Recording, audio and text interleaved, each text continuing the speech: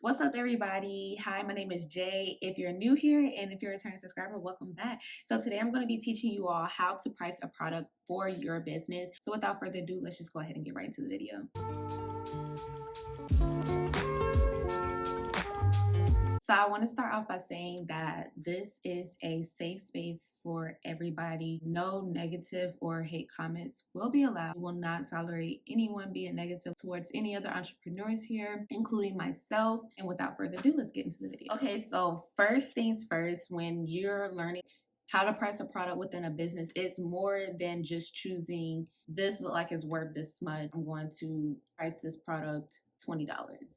No. So you need to learn some of the key definitions of certain words that you're going to hear commonly.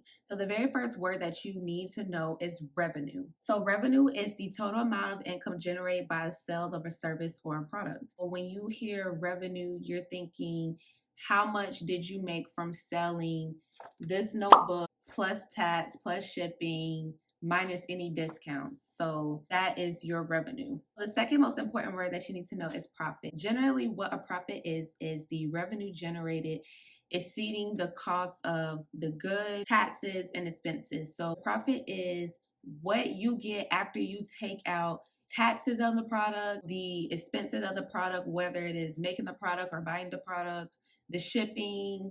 After you take out all of those extra expenses, then you have your product. I'm not sure if you all have Shopify or if your other e-commerce platform shows you this, but when you're pricing the product, it will have the price, your profit margin, and the cost of goods sold. We're going to get into the cost of goods sold because in order to even know any of this, you need to know how much your product is worth. The cost of goods sold is all the costs involved in selling a product.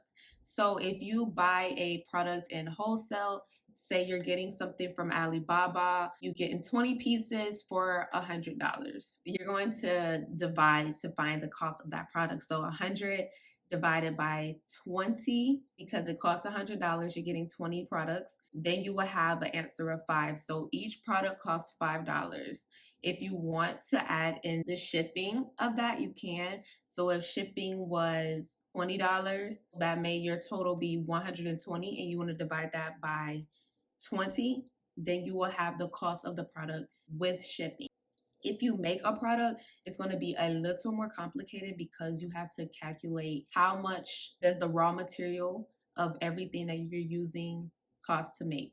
So if you're like me, you have cosmetics or body care, skincare, whatever, you're going to have to calculate every single thing. So to make a body butter, for an example, you need to calculate the raw ingredients, which would be the butters that you use and the weight of the butters that you use. So what that means is if you use 1 ounce of shea butter, you need to calculate how much does an ounce of shea butter cost. If you buy an 8-ounce bag of shea butter for $10, then you know that 1 ounce of shea butter is $1. How much was the jar for the body butters? Just like with the Alibaba example, you would take the total of the products, which would be the blah amount. Then you would divide the total of the jars by 1, and you will get how much it costs to use 1 jar. And then so on and so forth. You keep doing that same thing. You take the total amount of whatever it is you bought and you divide it by how much you used. So I made a little example for you all. And when you're going to price a product, you want to include the cost that you incurred. In this example, you're going to be looking at the cost incurred. So for the first cost was the cost of goods sold. Total how much it cost you to make that single ounce of body butter to sell, and it was $3.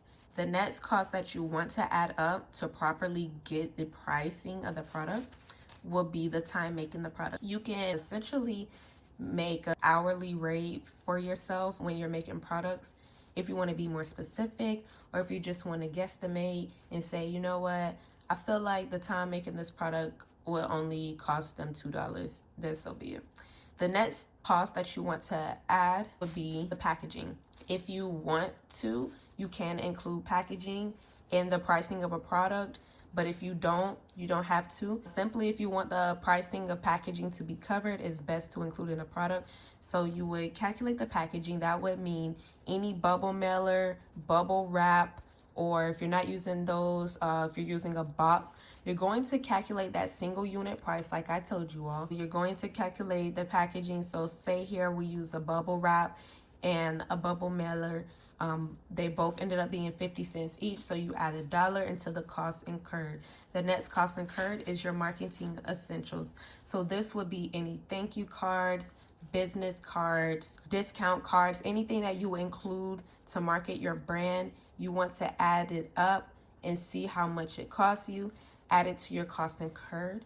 The very last cost that you want to add in is shipping. You want to include the initial shipping rate into the cost incurred so it can offset your shipping costs. Meaning if you're offering free shipping and then you don't know how you're going to have it covered, basically put that shipping price into your cost incurred for the product, and then you will have your free shipping that you can give to your customers. If you don't want to make the customer pay for shipping, like additional time, you don't have to, because usually the customer will pay for shipping separately from the product. So if you don't feel like you want to charge them for shipping with the product, then this is absolutely not necessary. This is best if you're offering like free shipping overall or free shipping over a certain amount.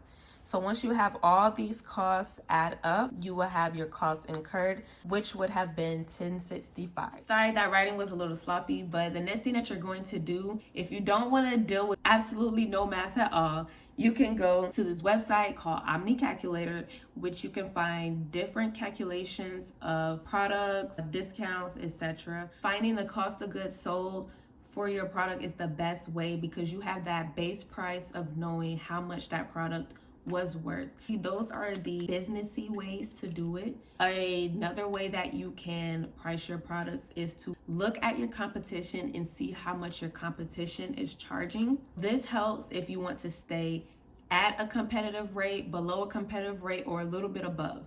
But that's another way to effectively price your products, because not only are you pricing it around the competition, so when people go to look at other vendors, or when they go to look at other businesses that are selling the same thing, they're seeing that, okay, the prices are generally the same. Now I just have to choose off of whatever their reasoning would be. That would be the second way to price a product. And like I said, there are calculators online. You can look up profit calculators. You can look up different sales calculators online. Shopify has a calculator as well to show you how much you will make if you charge XYZ.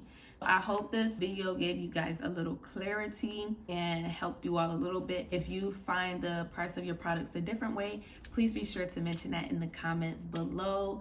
Or if you have any other questions, don't forget to ask it in the comments and I'll try my best to get back to you guys.